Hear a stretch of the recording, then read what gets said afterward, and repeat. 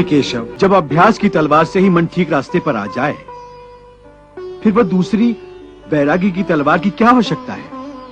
उसकी आवश्यकता इसलिए है कि एक बार ठीक रास्ते पर आ जाने के बाद मन फिर से उल्टे रास्ते पर न चला जाए, क्योंकि उल्टे रास्ते पर इंद्रियों के विषय उसे सदा ही आकर्षित करते रहेंगे। मिथ्या, भोग, विलास और काम की तृष्णा उसे फिर अपनी ओर खींच सकती है।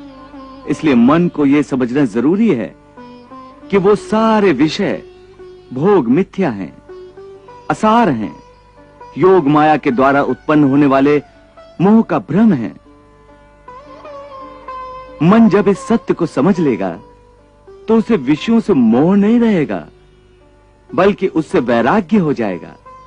और यही वैराग्य की तलवार का काम है कि वो विषयों के मोह को काट के मन को सन्यासी बना देती है। हे केशव, ये जो तुम वैराग्य की बात करते हो, ये तो तभी आ सकता है जब प्राणी को आपकी इस बात पर विश्वास हो जाए कि ये सारा जगत वास्तव में मिथ्या है, नश्वर है, परंतु आपकी माया के प्रभाव से वो सत्य जान पड़ता है। इस परम सत्य के ज्ञान पर विश्वास हो जाए तभी तो वैराग्य होगा। बिल्कुल, ज्ञान ही मनुष्य के हृदय में वैराग्य पैदा कर सकता है, और वही सच्चा ज्ञान मैं तुम्हें प्रदान कर रहा हूं। तुम तो प्रदान कर रहे हो कृष्ण, परंतु मेरा मन उसको ग्रहण क्यों नहीं कर रहा? क्योंकि अभी तक तुम मोह और भ्रम के अंधकार से बाहर नहीं निकले, इसलिए तुम उस ज्ञान को ग्रहण करने में असमर्थ हो। इसीलिए मैं तुम्हें समझा रहा हूं कि केवल शरीर मरते हैं, आत्मा नहीं मरती।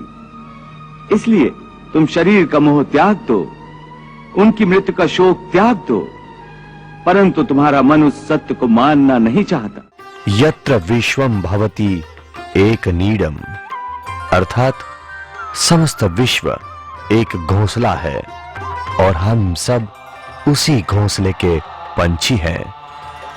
एक कैसा विलक्षण जीवन मंत्र, कैसी विशाल भावना जिसमें विश्व की कई समस्याओं का समाधान है।